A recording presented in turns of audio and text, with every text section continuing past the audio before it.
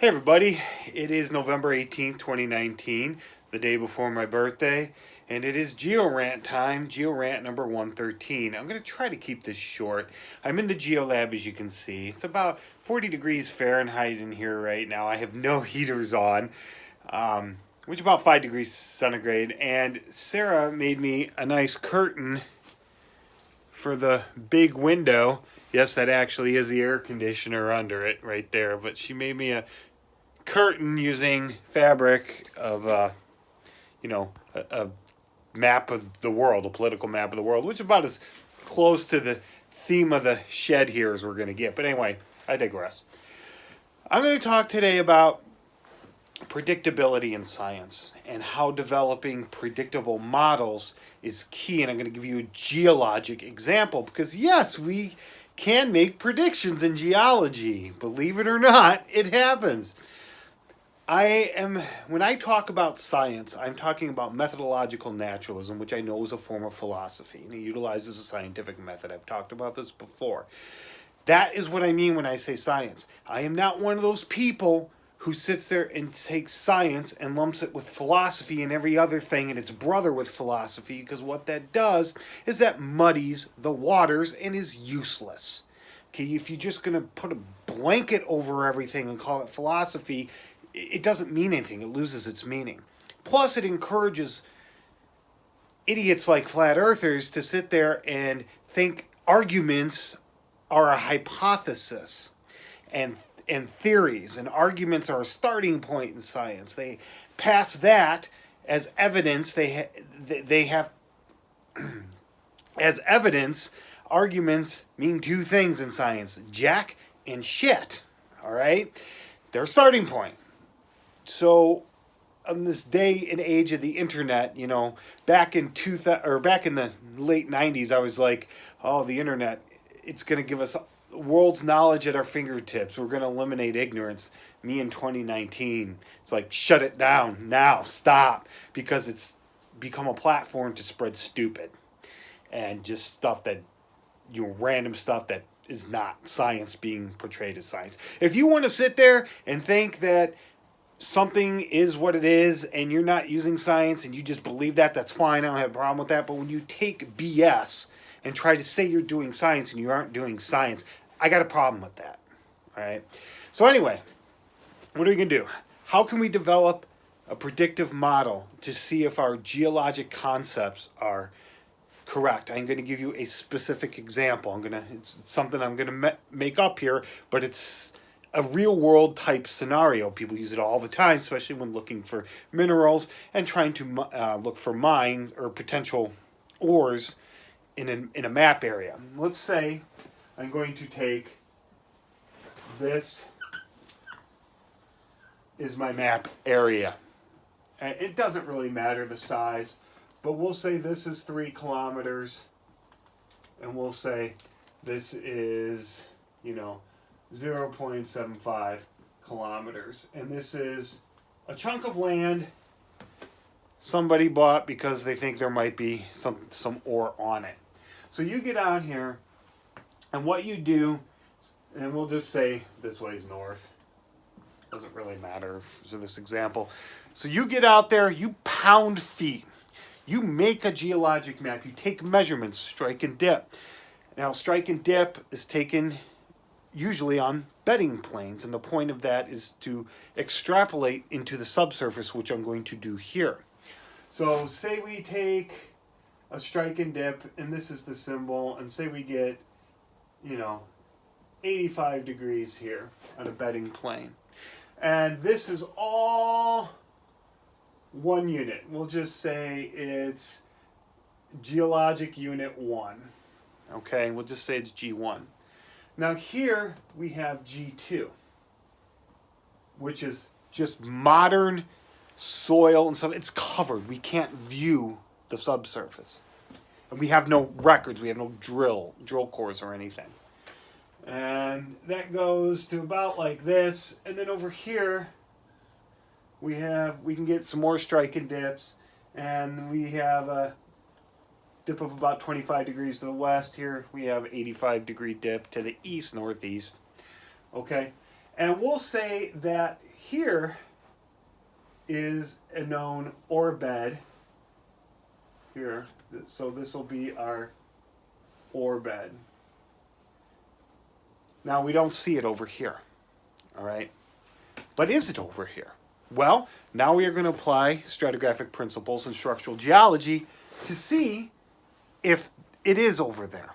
We have to make some assumptions, but we're going to develop a model. We have to make assumptions, which is okay if you're developing a predictable model, which is what we're going to do here.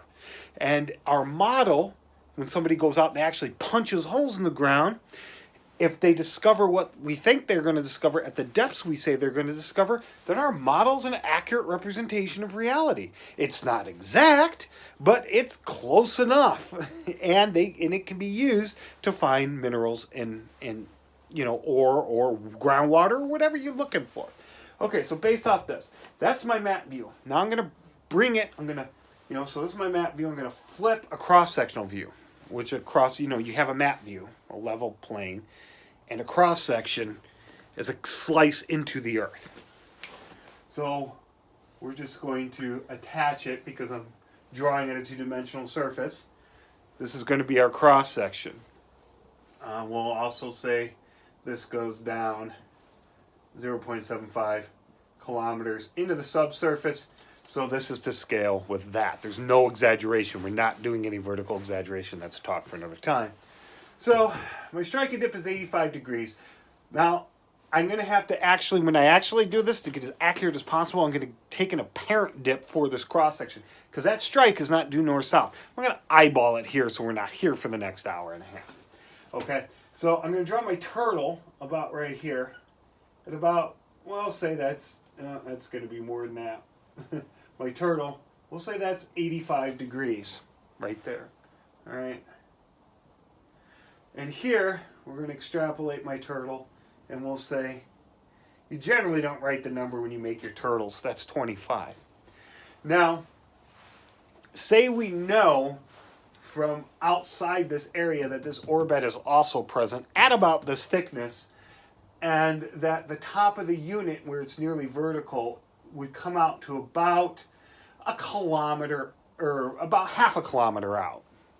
So we would sit there and say in the subsurface, that's about where our dip is going to be, all right? And same thing over here, we have 25 degrees, we're going to assume it's here. So we are going to assume that our cross-section, this is going to be our G2, our cover. We don't know how thick it is, but for this it's not really relevant, all right? We just need to know where we're going to find this bed. But like I said, we think it's about a kilometer from it, so that's probably pretty accurate, and this is as well. So we don't know what's here, okay? And we're not interested in that. Once somebody drills down there, we might find that out. All right, and we know that this just outside the map area is the bottom of this unit. It's exposed. So we have something like this. We have a syncline type structure. Pardon me. That's actually more like. Sorry, I'm getting a little.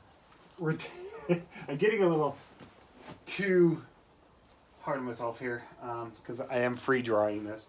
It would actually be more something like, I did bring it down enough. Okay, so our G1 in our cross section. This is our G1.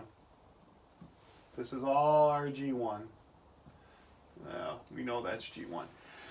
This ore bed, assuming nothing changes, it doesn't thicken, it doesn't pinch out or whatever, we are going to follow it with the syncline to scale. We did it again.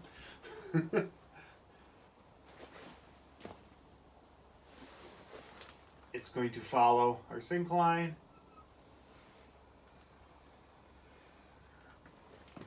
And this would be our ore bed. Okay? Now, this is a very general model of what's my prediction. I am predicting that in the subsurface, G1, this is also G1, forms a syncline. within this area purchased by this mining company or whatever. So, and it's covered here with G2, and the G2 cover is right there. We don't know how thick it is. It might even go thicker than that. It might go all the way down to our G1. We don't know.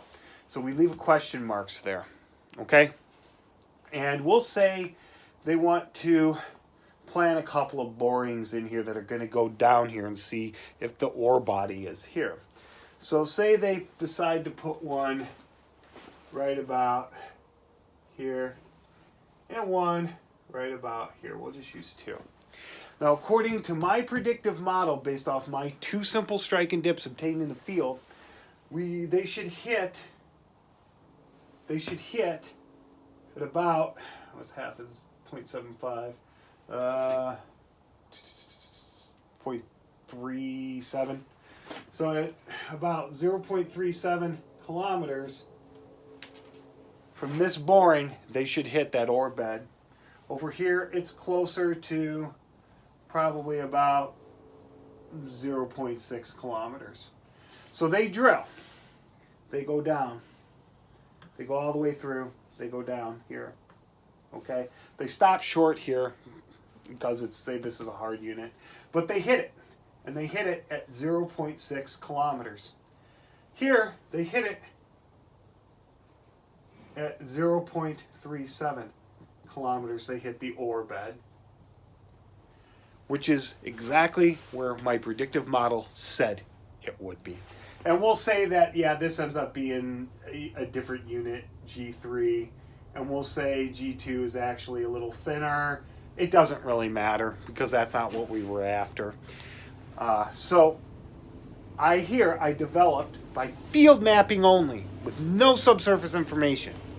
I made a predictive model of where this ore bed would be, all right, in the subsurface, and where you would have to go down to hit it. I predicted this for this boring and this for this boring, and we hit it. My model is accurate, all right. Now this could have been jacked up. The ore bed could have pinched out. Like, what if the ore bed just got thinner and pinched out? You know, and say it just stopped right here. Because that happens from time to time. It just got so thin it just pinched out. Or there was a big fault in here that I didn't know about because everything here is covered. That can mess with things too. But it wasn't. I went for the simplest option, and I turned out to make an accurate model that was tested by the 2 drill holes.